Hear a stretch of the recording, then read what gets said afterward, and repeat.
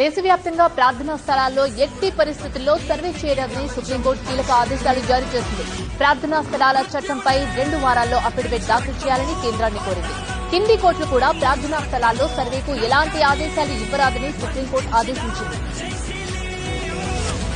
ప్రార్థనా స్థలాల చట్టంపై సుప్రీంకోర్టు కీలక ఆదేశాలు జారీ చేసింది. దేశంలోని అన్ని ప్రార్థనా స్థలాల్లో వెంటనే సర్వేలు నిలిపివేయాలని అత్యున్నత న్యాయస్థానం ఆదేశాలు జారీ చేసింది. అంతేకాకుండా ఆలయాలు, మసీదుల్లో సర్వేపై ఎలాంటి కొత్త కేసులను విచారణకు స్వీకరించరాదని దేశంలోని అన్ని కోర్టులకు సుప్రీంకోర్టు ఆదేశాలు జారీ చేసింది.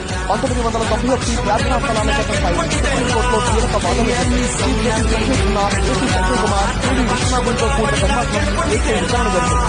మతపరమైన అంశాల్లో ఆదేశాలు నిలిపివేయాలని కోర్టు ఆదేశించింది. ప్రార్థనా స్థలాలపై విషయంలో కూడా సుప్రీంకోర్టు ఆదేశాలు కోర్టు ఎలాంటి నిర్ణయాలు తీసుకోవాలని స్పష్టం చేసింది. సుప్రీంకోర్టు ఇచ్చిన తాజా ఆదేశాలను వాదిస్తున్న అనేక మంది లాయర్లు తమ వాదనలు వినకుండా ఆదేశాలు ఇవ్వద్దు అని కోరారు.